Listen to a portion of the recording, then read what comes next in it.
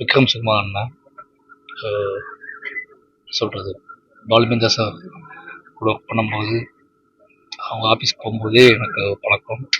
ஒரு தம்பியாக நிறைய முறை என்கிட்ட பேசியிருக்காரு சினிமாவை பற்றி. இதெல்லாம் படம் பண்ணதுக்கப்புறமும் சரி, நிறைய சந்திக்கும் போதெல்லாம் வந்து ஒரு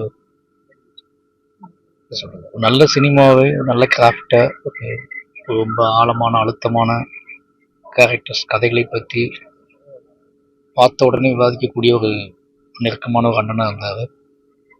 அவரோட மரணம் நினச்சி பார்க்கவே முடியாத ஒரு வழியை ஏற்படுத்திருக்குன்னா அது அவர் நிறைய பிளான் வச்சுருந்தார், நிறைய நல்ல சினிமாக்களை எடுக்கணும்னு ஆசைப்பட்டிருந்தார்.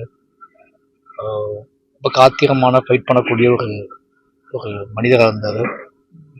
அண்ணனுடைய இறப்பு வந்து ரொம்பவே எதிர்பார்க்க முடியாத ஒன்று.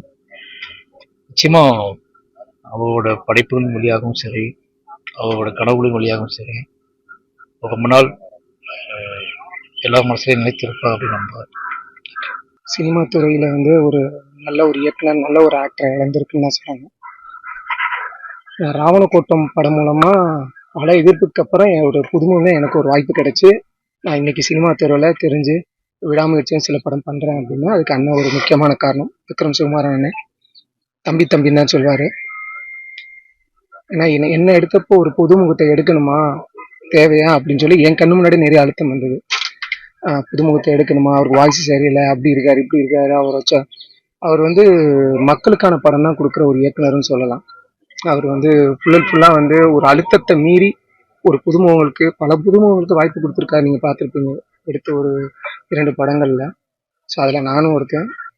அவரோட இழப்பு எனக்கும் ரொம்ப இழப்பாக இருக்குது. ஏன்னா ஒரு 2 வீக்ஸ் பேக் தான் என்கிட்ட பேசினார். திருச்சிக்கெலாம் வந்தார், அடுத்த படத்துக்கான தேடல், அந்த விஷயங்கள்லாம் நடந்தது. நானும் அவர் கூட பயணித்தேன். எதிர்பார்க்கவே இல்லை இப்படி ஒரு சம்பவம் நடந்தது. இது ஒரு ஆழ்ந்த இரங்கல் அவங்களோட குடும்பத்துக்கு. ஏன்னா அவங்களும் ஒரு ஃபேமிலி மாதிரி தான் எனக்கு. பிளே ஸ்டோர் மற்றும் ஆப் ஸ்டோரில் இருந்து பாலிமர் செயலியை QR கோடு மூலம் பதிவிறக்கம் செய்யுங்கள். செய்திகளை உடனுக்குடன் பெறுங்கள்.